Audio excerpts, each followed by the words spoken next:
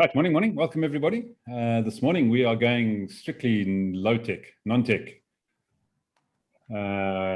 Technical innovations without technical, no, innovations with no technical implications, or chips or microchips or internets or world wide webs or Zooms or virtual power networkers in it anywhere at all. So that's what we're talking about this morning. So Ed, did you do your homework? I trust you did. Because I came up with a couple of very important ones, but I'm going to kick it across to you to start off. That's great, because hopefully I'm going to steal everyone's thunder. The first thing I thought about was high jump and the Fosbury flop. Because until then everyone did straddle jump, and then he sort of, who ever thought of jumping over a pole backwards? So that was a really good non-technical innovation. The next one I thought about, and you'll probably understand why, is beer. The person that invented fermentation was, absolute hero. And this one you might argue is technical, but the duvet. I remember growing up and we had blankets and sheets, and you had to make your bed, and it was always cold, and you had to put more blankets on, and then the blankets were too heavy and they scratched and all that sort of stuff. And then when duvets came along, well, you just shake the duvet out in the morning, job done, isn't it?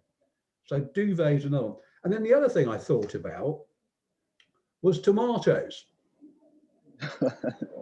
Because you can see all different color tomatoes. They're all ripe, and there's a green one, and there's a yellow one, an orange one. But, through selective breeding, we came up with what everyone thinks of as the tomato. And that's nothing to do with any technology. It's just to do with selective breeding, isn't it? Just fertilizing one plant with the other. And sometimes it's good, sometimes it's bad, because personally, I think tomatoes in the UK don't taste of anything now. That's why I tend to buy these weird and wonderful heritage tomatoes. But think about all our garden plants. A lot of them came from the fynbos, if that's how you pronounce it, in South Africa. But they sort of bred them specially, so they got bigger flowers, bigger whatever. And it's not genetic engineering, it's actually just crossbreeding. I think genetic engineering's wrong, but choosing a strong plant and fertilizing with another strong plant, or taking a thoroughbred horse and breeding it with a thoroughbred horse, that's not technical at all. So yeah, I think because aubergines used to be bitter and horrible, and you used to have to slice them up and put salt on them and drain all the water and rinse them. Now you just bung them in the pan, job done, because they've bred them so they're not bitter. So yeah, I think horticulture, that's the word I was searching for. That's my innovation, and beer. Thanks, Ed. Yeah, and look, I'm not too sure how the Fosbury flop affected lives generally, but that was an interesting one to kick off with. And I must admit, I'm an absolute hater of a duvet, so I love my sheets and my blankets. So you keep your duvets. I don't go with those ones. So yeah, Mr. Jarrett, welcome this morning. Good to have you on board. We did welcome you earlier, but you were absent and missing, gone to fetch your cup of coffee or something. But yeah, so. Precisely what I was doing. I'm making a coffee. Hello, everyone. Yeah, so welcome. Anyway, I'll get back to you just now, but we're talking non-technical innovations that have changed the world. So yesterday we spoke about technical ones, microchip, and obviously the web and all those sorts of good things featured quite wildly. But I'm going to go across to Jasper next, because I know he's very technical. Morning, everybody. Yeah, now I must I racked my brain to try and come up with things that is not affected by technology, and I was curious to see who comes up with what today. Yeah, Ed, thanks for starting it off. But I honestly can't think of much, and I think the only thing, and especially when we talk about the proviso that it must have impacted the world. Because yeah, a lot of things happen, but has it actually impacted the world? And that was my dilemma. I can't think of much innovation or that happened without technology. But maybe let's throw this in and see where this leads us. I was a while back. I really love Celine Dion's songs. I think it's a remarkable voice. But a while back, it's probably more than a year or so, I was horrified when I saw a documentary on her bringing out a new gender neutral line of clothing, because she now feels this whole thing of we should not tell a child just because he's born a male or a female that he's tied up in that thing. He can actually still choose. And then she pushed this whole thing of gender neutral clothing, and she had her, I think she got a boy and a girl, paraded there in things that almost look like space suits, but absolutely, I was horrified to think of the confusion it would wreak on a child's brain if he keeps on being prompted with all this rubbish on a daily basis. And she herself looked extremely sick. I don't know if it's anorexia or whatever. So I still love her song, but I'm just thinking, and that let my mind go in terms of how we are being impacted by fashion. Growing up, and fashion is with people making clothes, and but how they year on year decide that this will be fashion. Who decides? And yet, then if the media buys in and a few big ones buys in, this will be the year of the mini, and everybody walks with minis that it suits a few, but most people are best suited if they have long dresses. And it's the same with whatever they decide is the year of the year of this or the year of that, or even this is the year of wearing black and yellow, and next time it's pink and this. So I just want. I think my only contribution is. The fashion industry is probably the closest of people who make an impact on us without necessary technology, but by subliminally marketing to us and controlling our perceptions. Thank you. I suppose, yeah, obviously you were very focused on the mini because you kept your little thing very short there. Okay, so Thabisa, you are vigorously shaking your head on a number of different things there. So let's get across to Thabisa. I felt this was a very difficult topic because I don't know. I found it hard to think of something that didn't have, technology embedded in it,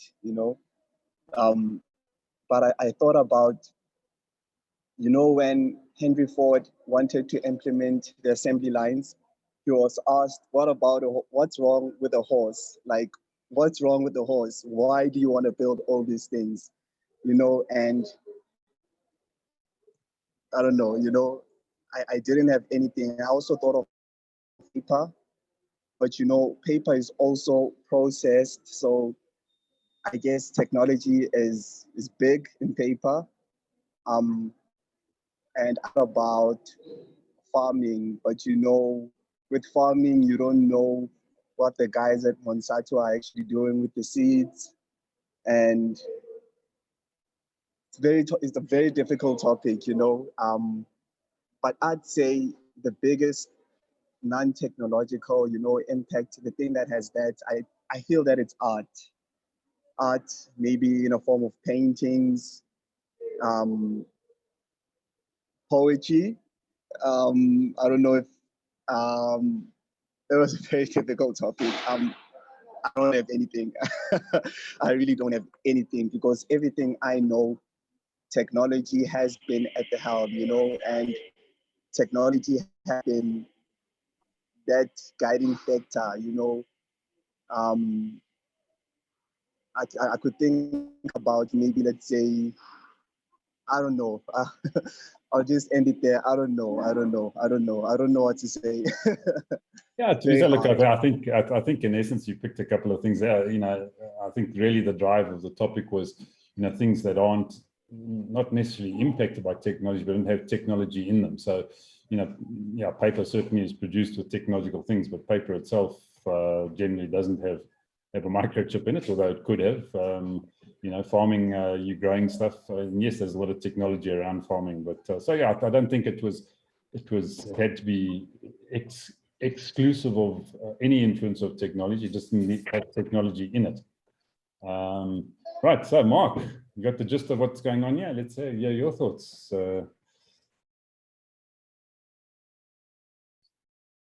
Mark, you with us? You're muted.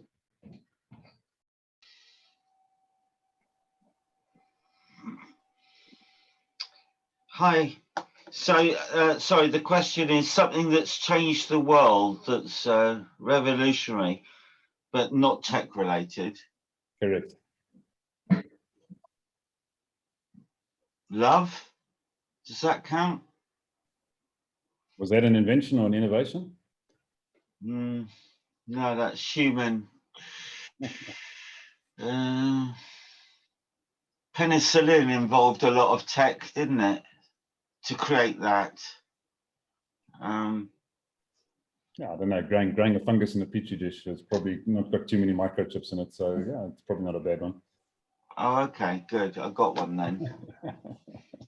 So you meet here every morning, right?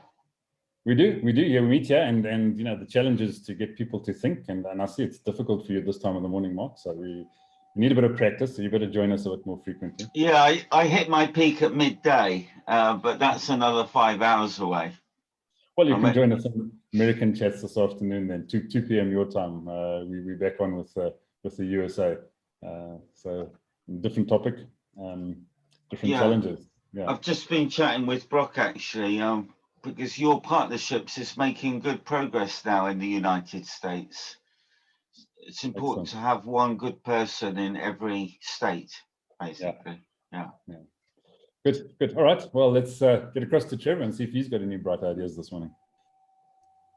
Of course, I've got bright ideas. What are you talking, Nella, Mark? Nice to have you on board, and everyone else. So a couple of things that I came up with. I interpreted this as just being out of Tobiso's realm, that he would think technology is anything that you actually plug in and power up with some form of electricity. So I thought back to, okay, what influenced me in my grown-up years? And a couple of things. Bicycle. I think that was something quite important to us as youngsters in the 50s and early 60s as we were growing up. If you could get a bike anywhere. Absolutely. Bicycle is brilliant. Yeah. Yep. Man, and I remember here in Africa, the bicycle used to have one speed, and it didn't have brakes. It had a little thing in the front. You could put your basket, put your eggs in front, and it was a foot brake bicycle, if you remember. They all came in one color. Henry Ford must have had something to do with it. They were all black. They all looked the same, and they were like delivery bikes. And then, of course, we graduated to high-tech stuff. I think we had 3-speed bikes that we graduated to, but I was probably getting older then. Then the other one that I actually came up with was watercraft. If I think back to my life, the things that I absolutely loved, and I grew up in Zambia. So I can recall the first ever watercraft that I loved was being in a little rowing boat with my old man in one of the Zambian lakes, just fishing. So maybe you could take an old bamboo rod and fishing, that sort of low tech in a old boat that you would row out into the middle of the lake and just park and fish. That was phenomenal. And then if I think about watercraft going forward, I really came into contact with craft in the surf. So things like surfer plane.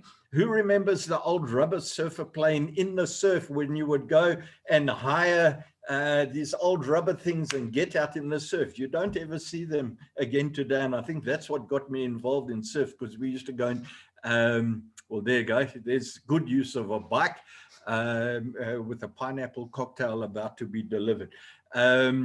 And other things, And thinking about surfer plane and craft and boats and a rowing boat, that type of technology took me into, gee, how did the boat actually help change the world? So if you think from the Vikings times and you have a look at all the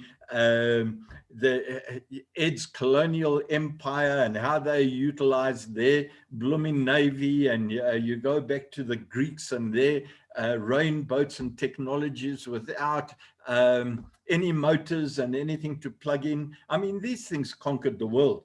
And then I think of, I was lucky enough to spend a large amount of time on Okavango River and in the Delta on Mokoros, dugout canoes and those sort of things on the Okavango, and just paddling in those particular days. And then I grew into actually paddling paddle skis and competitive paddle skis and those sort of things. So I still think craft, watercraft, hand-propelled watercraft are just amazing low-tech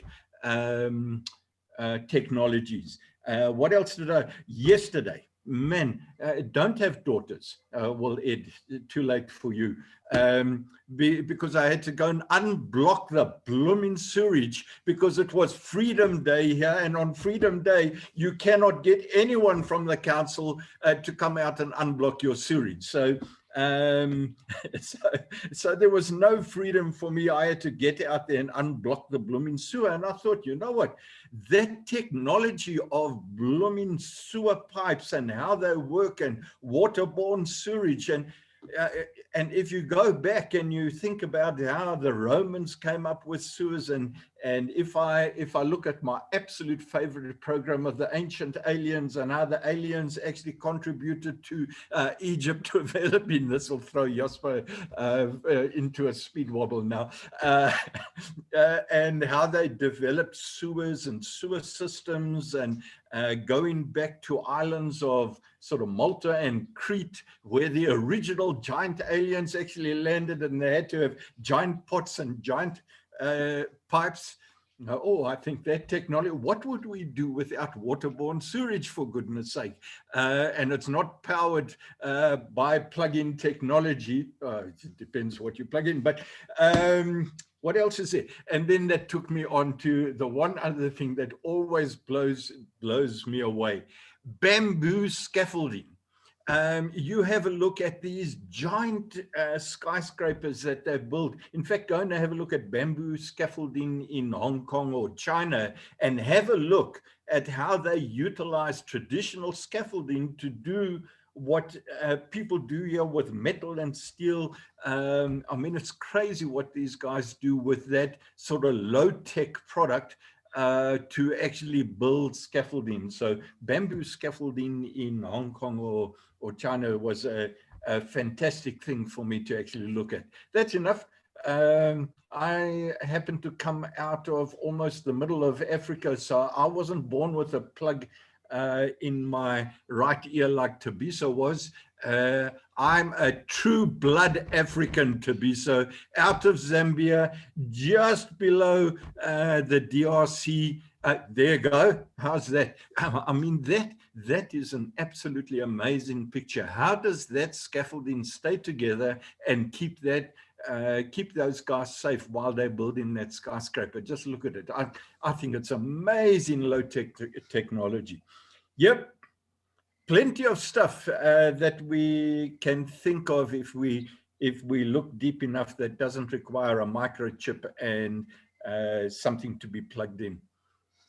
Okay, thanks, Trevor. Yeah, and then you touched on a subject which I'd thought about, and was initially sparked by Thabiso's recording studio.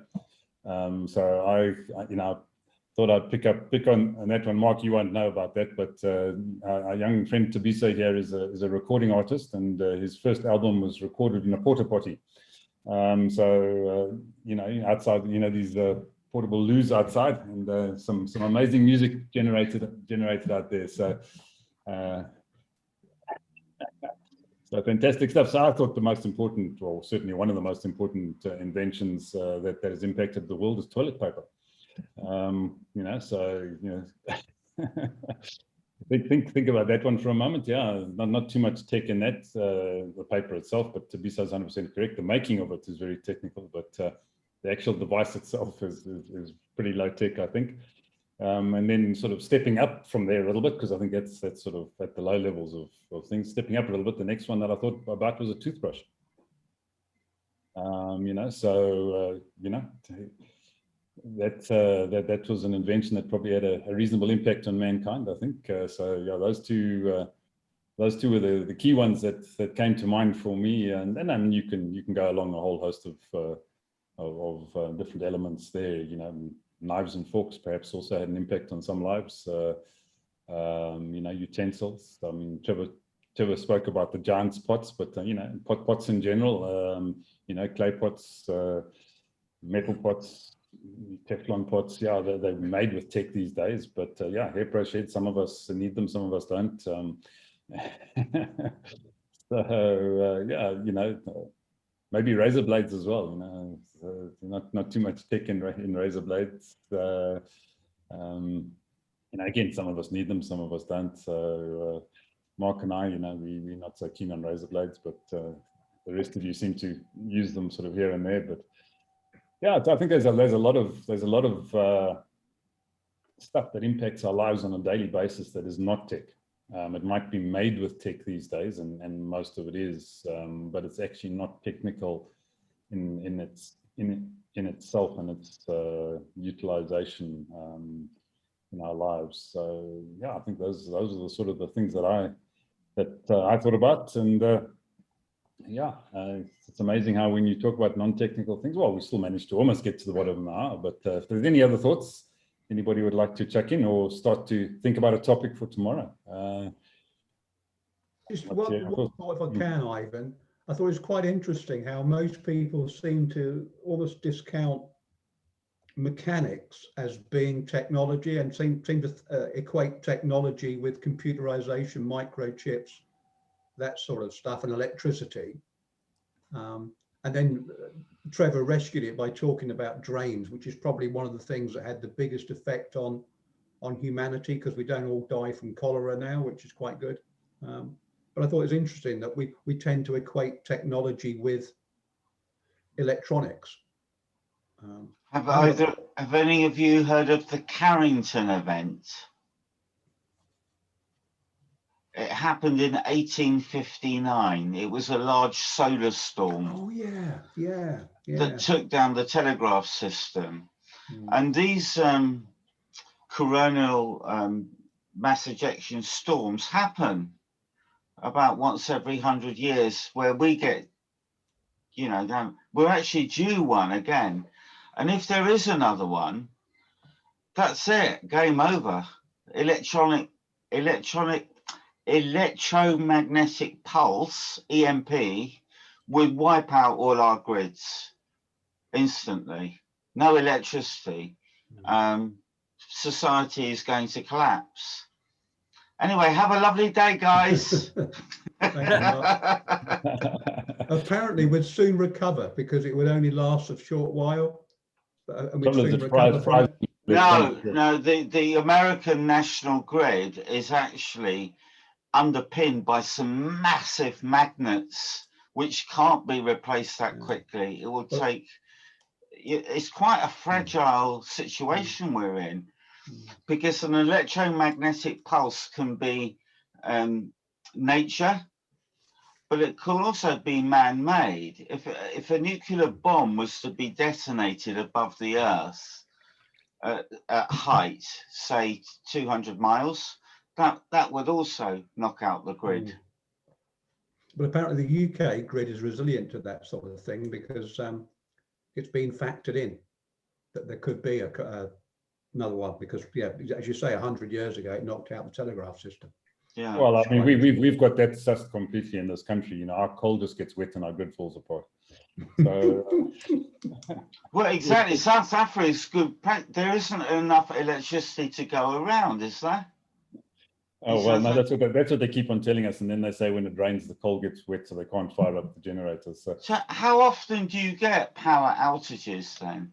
We've actually been reasonably free of them for, I don't know, 6 or 8 weeks. But yeah, that winter coming up, we're probably going to hit some speed bumps again and get back into it. You know, at times they do what they call load shedding, and they cut us off for anywhere between 2.5 to 4.5 hours, once, twice a day, every other day, every day. So and you can't fill your car up with gasoline because the electric pump won't work, will it?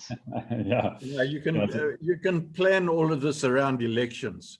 Yeah. So they pull the plug just before elections, and then the party that wins is the one that promises to bring the grid back again. I think these guys play with the whole lot. Thinking about the topics, and to be so's recording, and is there any sort of virtue in discussing minimal viable product? Yeah, why not? Lovely subject. Yeah, I love that. Absolutely love that. All right, good. Okay, thanks, guys. So we're back on with the UK in 30 minutes, and then Ivan,